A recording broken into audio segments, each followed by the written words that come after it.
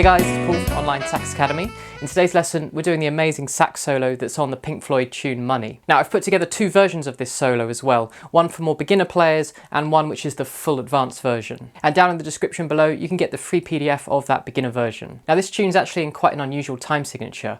We're in 7/4, which means each measure is adding up to 7 beats. Now, for this beginner version of the solo, we're slowing it down a little bit, down to 100 BPM, and I've moved it into an easier key as well. The original is in B minor concert pitch, but for this beginner version, I've moved it down into concert G minor, which puts into the much more comfortable A minor for tenor and E minor for alto. Along with this, for this more beginner version, I've removed some of the more complex decorations like the grace notes and the glissandos. All of those do get added back in for the full advanced version though. Now, I'd really recommend warming up and learning the minor pentatonic scale that this solo mostly uses. So for tenor sax, that's the A minor pentatonic scale, and for the alto sax, it's the E minor pentatonic scale. Now, I have left in a few of the more advanced phrasing and articulation techniques. For example, on that first note, you can give it a really gravelly, growly sound by doing something called flutter tonguing. This is essentially where you roll your R's at the same time as blowing, and that gives a really cool effect on that first note. Later on, particularly on the longer notes, you'll hear how a wide vibrato gets introduced. This is essentially done with the jaw by going ya ya ya ya, and it will make the pitch move up and down. Over at Online Sax Academy, I have a course called the Sax Player's Toolkit, which goes into all sorts of these different phrasing and articulation techniques, and there are lots of training exercises and studies you can use to help really learn how to use them. And this course, along with all the other courses and materials on the site, is available for premium members. Alright, so here is that beginner version.